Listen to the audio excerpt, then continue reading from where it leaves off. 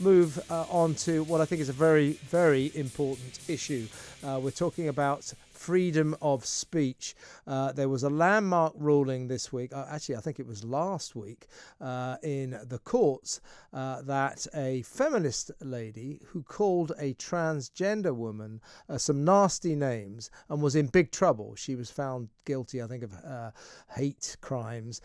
She appealed and it has been found that she was within her rights, to be legal rights, to be nasty, to insult this transgender woman, and that was a part and parcel of freedom of speech. I would tend to say that is right. We seem to have got ourselves into a situation where if I say something nasty about someone, or if I insult someone to their face, in other words, I'm offensive to them, that has become a crime, a hate crime. I surely must have the right to insult someone, to be rude, to be nasty, just as they should have the right to do the same to me, because that's called a free country. The hate crime laws, I think, have systematically taken that away from us, and maybe a tide was turned this week when we learned of this landmark verdict that a feminist lady was right to, or was within her legal rights to insult a transgender woman. I don't know if I might think about repeating what she actually called her. It's not very nice. In fact, it's very horrible. But I think it's right that she should be able to say this. Let's talk to one of this country's, I think, greatest champions of free speech, who has written about it in an excellent book called The Madness of Crowds, and who writes about it regularly in his Spectator column. He's a fantastic social commentator with an interesting take on all of this. Douglas Murray. Welcome, Douglas. Very good to be with you, Kevin. Your feelings about this landmark ruling in the courts, I think it was last week. For some reason, we've only been allowed to learn of it this week, that a feminist lady was within her rights to call a trans woman nasty names, and that's a facet of free speech, the judge decided. The LGBT community has called this a kick in the teeth. Where do you stand on this? First of all, by the way, there is no such thing as the LGBT community, just as there aren't others. I happen to be gay myself. I think it's a deeply uninteresting thing. This whole claim that there are communities who speak. I mean, where was this LGBT response? Did they all shout it at once? Was it some defunct pseudo newspaper like Pink News that said, "We are outraged on behalf of absolutely nobody"? No. This is a very important case, and let's just start from the beginning, if I may, because if you don't say what was said, the problem is that the listeners might think that it was worse than it was. And as I understand it, the feminist in question referred to the transgender woman as, firstly, a man, which is nasty if you're transgender and identify as the opposite sex, but there you go. And she also described the transgender woman as a, quote, pig in a wig. Yes. Again, not very nice. I'm sure lots of people have been called a pig in their time. It's a very rude thing to say. As for the wig bit, who knows if it's better to be a pig in a wig or a wigless pig.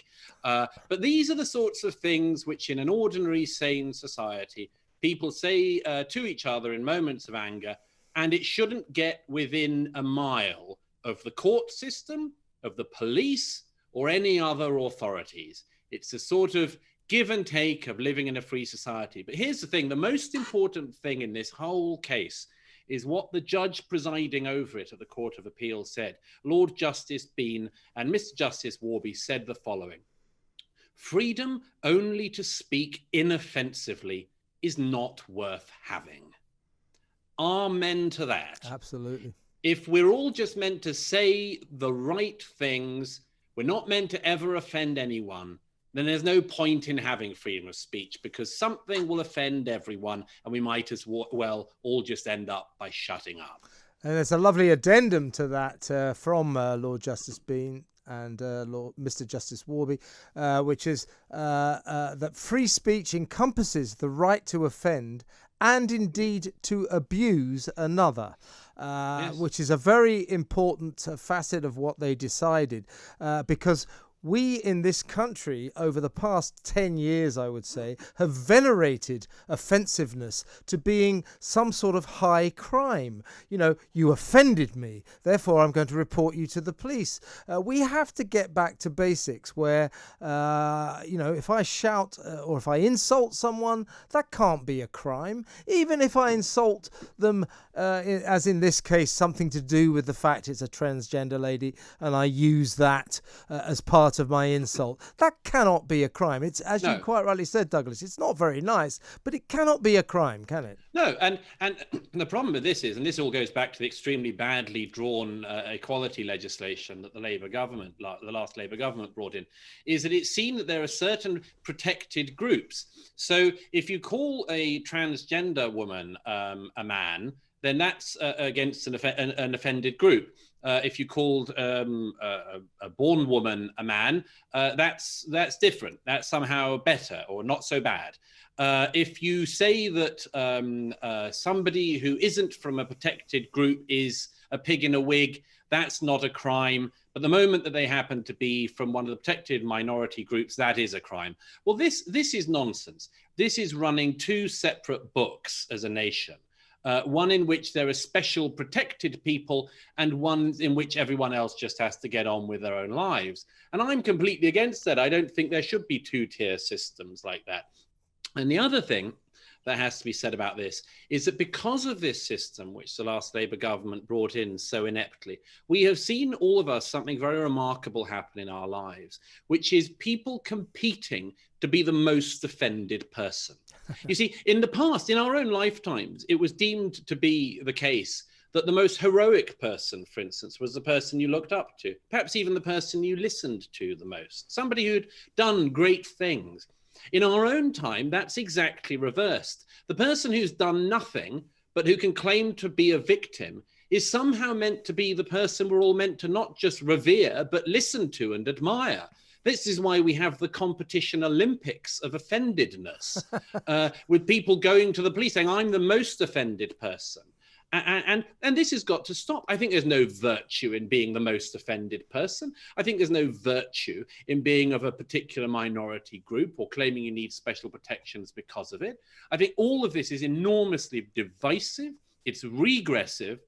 And I very much hope that the next step in this Conservative government's manifesto is to start to clean up the very badly drawn legislation that has made cases like this come within the purview of a court in the first place. Well, the feminist lady in question was called Kate Scotto, and back in 2003, I think it was. No, she was convicted under the Communications Act of 2003, and when she was handed a 2-year conditional discharge and ordered to pay £1,000 compensation to the target of her insults, the district's judge, Margaret Dodds, gave this ruling to Miss Scotto. Your comments contribute. I'm going to put my little observations in here. Your comments contributed nothing to the debate. I say, so what? We teach children to be kind to each other and not to call each other names in the playground. What on earth has that got to do with the law? This is a judge basically taking some sort of moral standpoint on whether or not this lady was allowed to be unkind to a trans woman. Yeah, it's nonsense. It's not the job of a judge. And by the way, what are we? Are we all kiddies in a nursery in this country? Do we all have to be treated like we've got to be nice to the little boys and girls alongside us? Or are we actually adults who can be treated like adults by our government, by our judges and police and others? I'd like to think we could be. But here's the thing. It's not the job of a judge to decide what is or isn't helpful. And in each era, what is and isn't helpful changes. I mean, 15 years ago, a lot of people might have said it wasn't helpful that quite a lot of feminists were starting to say that they weren't quite happy with some of the things that were going on at, for instance, the Tavistock Clinic. In 2020, those people turn out to be completely vindicated, quite right. And the people who were covering over and allowing and permitting things that were happening to children at the Tavistock Clinic don't look quite so good. If we fast forward another 10 years, perhaps some of those people will have judgments in the courts against them. Some of the people who said it's not helpful just a little while ago. Yes. So that's the thing. A lot of the time, what is deemed to not be especially helpful happens to be what some of us believe to be the truth. And sure, the truth is very often not helpful, but it's no business of a judge in this country or anywhere to take the sort of banana republic view that it's their job to say what is and is not helpful. How the hell would they know? Well, politicians are wont to say there is no place for hate in this country. That's a ridiculous thing to say. I hate lots of things. I rather enjoy hating things. And even if it's like saying that there's no place for gluttony or envy or pride or sloth. Which of the 7 deadly sins are they going to come for next? It's ludicrous. Would they like to do avarice on us? We will get rid of avarice in 2021.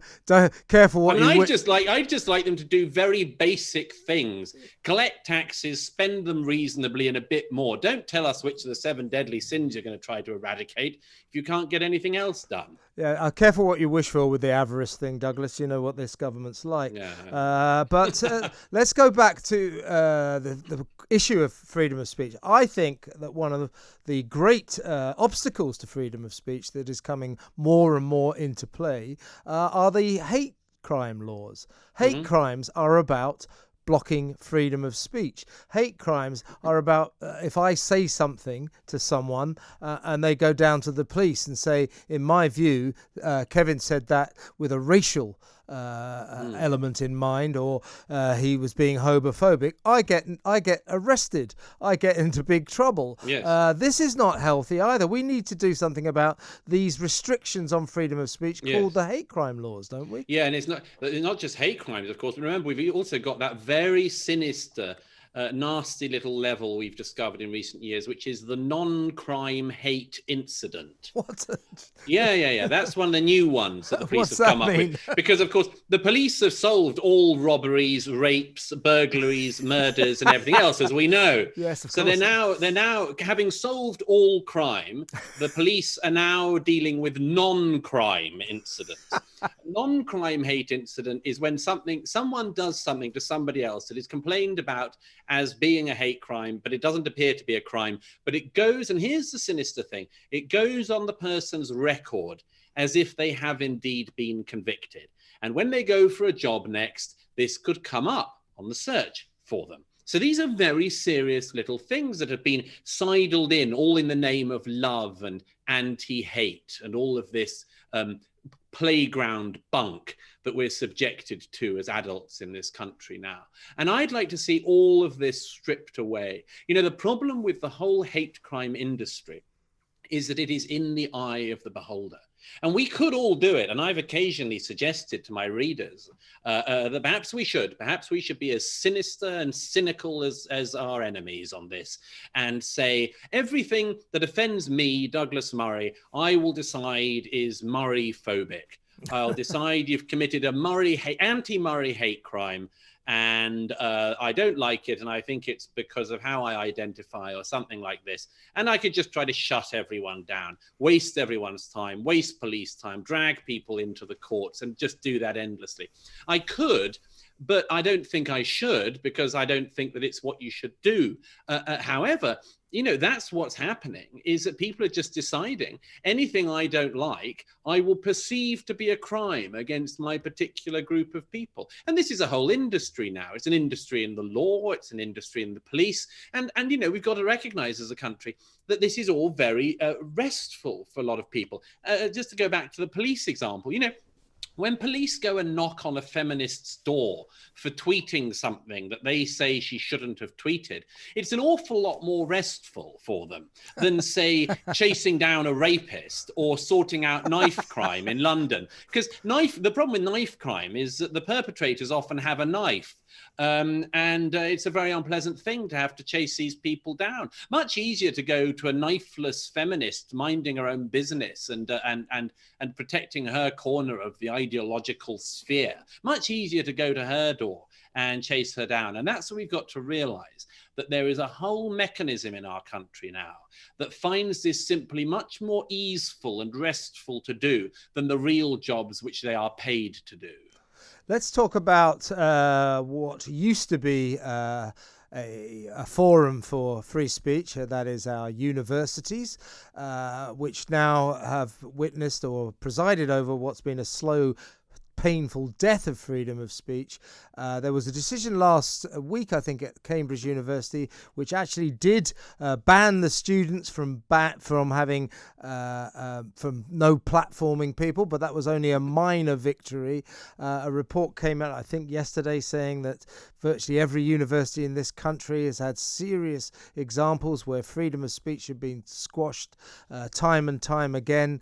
There's two sides to this question, really, Douglas. Why is this happening? Why is this happening among students who ought to be interested in all sides of every argument, to be interested in the nature of free debate?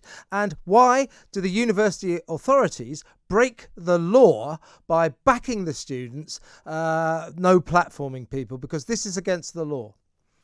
Well, this is very interesting. You see, a lot of the university heads think that the law is on their side.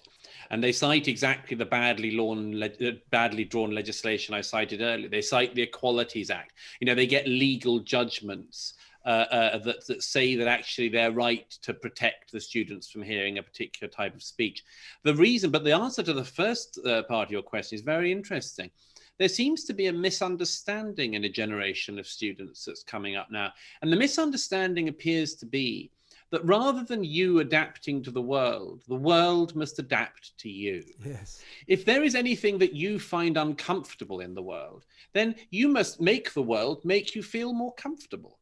If you are unsatisfied in some way, you must get the world to make you satisfied. It must fit exactly around your own preoccupations and presumptions, and indeed prejudices, although they don't see it as that. This is what is happening. And a very important job in our era is for the adults to explain to the students, as previous generations had it explained to them, that sadly, part of the business of life is working out what you can change and what you can't, and what you should change and what you shouldn't, and that it is possible that people older than you know something more than you.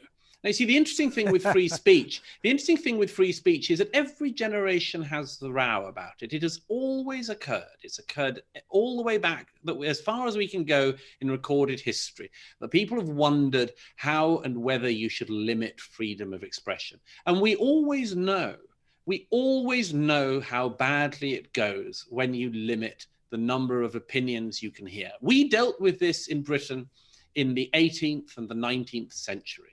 We dealt with it and refined it in the 20th century. But it all comes down to one of the great gifts that Britain gave the world, the concept of liberty of speech, which John Stuart Mill and others made clear, is important not just because you need to know truthfully the widest possible array of arguments, but because you need to be able to find out if you yourself are in error.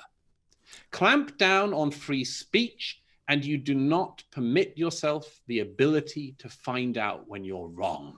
And just as that happens on a personal level, it can happen on a societal level. That's why free speech matters. It's one of Britain's great gifts to the world in the realm of ideals, and it's something that we should protect in this generation as much as those who went before us did. Absolutely, it's absolutely crucial, and in my view, we let so many of these students off the hook with this kind of overarching nickname, snowflakes. It's a lot more sinister than that.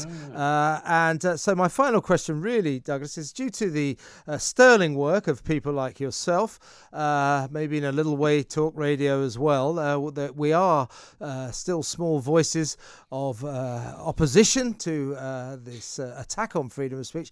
Do you think when we take into account this ruling in the High Court about being able to insult trans women, that maybe we've turned a bit of a corner? Is there any reason for optimism? Is there light at the end of this repressive tunnel? Yeah, I don't see myself as being a sort of small repressed figure in this. I say everything, whatever the hell I want. I say the truth as I see it. And I see a large number of people in this country, thank God, who do the same thing. What we suffer from in modern Britain is a small number of very vocal radicals who basically bully other people, the majority as it happens, into thinking that majority opinions are somehow abhorrent and unvoiceable. Well, They are in the minority, not us. It is they who are on the losing side, not us. They've got some institutions on their side, admittedly, at the moment. They've got the police because they've been cowed. They've got little bits of institutions here and there. They have got a lot of the universities.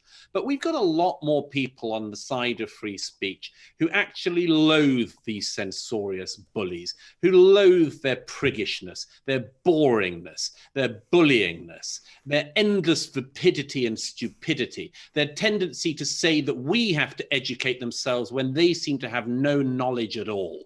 So I think it's them that's in the minority. I think we are in the majority. I think we'll win, and there is no reason to be downbeat. Hear, hear to that, Douglas. Fantastic words. I could talk to you all night. Thank you so much for your time. Douglas Murray there, author, spectator, columnist, social commentator, with some very strong words about freedom of speech. Freedom of speech is what Talk Radio is all about. I'm Kevin O'Sullivan, and this is Talk Radio.